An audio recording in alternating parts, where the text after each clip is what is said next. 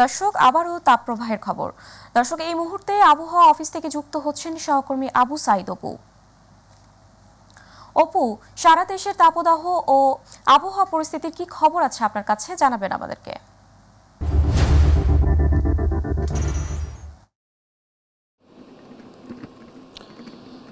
উপমা, আপনাকে ধন্যবাদ। আসলে আপনি জানেন যে গত কয়েকদিন ধরে আছে তীব্র তাপদাহের কারণে কিন্তু জনজীবন অস্বস্তিতে পড়েছে। বিশেষ করে যারা নিম্ন আয়ে খেটে খাওয়া মানুষজন, তাদের কিন্তু একদম নাভিসে উঠেছে। আমরা এখন একটু কথা বলতে চাই মানে আবহাওয়া অফিসের যে আবহাওয়াবিদ এ.কে.এম. নাজমুল হকের সাথে। আসলে এই মানে তীব্র তাপদাহকে আসলে রেড অ্যালার্ট কীভাবে তারা জারি করলো সেই বিষয়টা আমরা একটু জানতে চাই। আসলে আপনার কাছে আমরা জানতে চাই যে এই আবহাওয়াকে আসলে কী এই মানে তীব্র তাপদাহকে রেড অ্যালার্ট আপনাদের আবহাওয়া দপ্তর কেন বলছেন? জি, ধন্যবাদ। আপনারা অবগত আছেন যে এখন পাবনা এবং চুয়াডাঙ্গা জেলাসমূহের উপর দিয়ে তীব্র তাপপ্রবাহ প্রবাহিত হচ্ছে।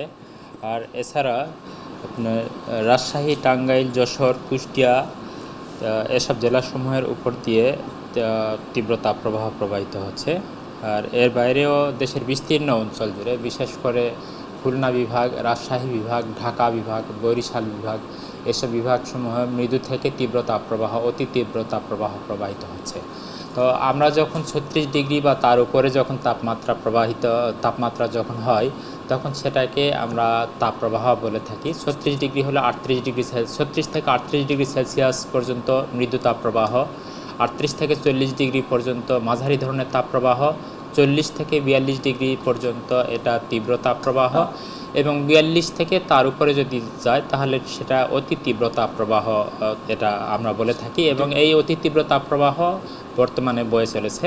সেই জন্য আমরা যে রেড তাপপ্রবাহের যে অ্যালার্ট আমরা ইস্যু করেছি, এটার ভিত্তিতে বাংলাদেশ সরকারের যে বিভিন্ন এজেন্সি আছে, যেমন স্বাস্থ্য অধিদপ্তর, শিক্ষা দপ্তর, তারপর কৃষি দপ্তর সহ বিভিন্ন যে সেক্টর আছে, এইসবের ভিত্তিতে তারা তাদের সিদ্ধান্তগুলো নিতে পারে এবং সেই অনুযায়ী দেশের জনগণের মাঝে তারা পরামর্শ প্রদান করে।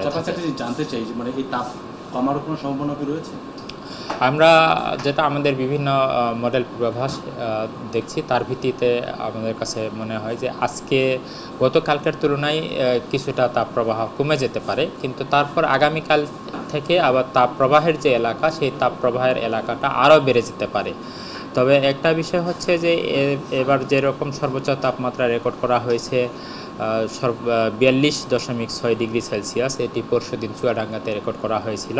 তো হয়তোবা এর চেয়ে খুব একটা বেশি উল্লেখযোগ্য বেশি হওয়ার সম্ভাবনা নেই। মানে উপমা, আসলে আপনি মানে শুনছিলেন মানে আবহাওয়াবিদ এ.কে.এম. নাজমুল হক, আসলে উনি জানাচ্ছিলেন আবহাওয়ার সর্বশেষ আপডেট। তো এটাই ছিল উপমা, আমার কাছে আবহাওয়া থেকে সর্বশেষ খবর। উপমা। অপু, আপনাকে ধন্যবাদ।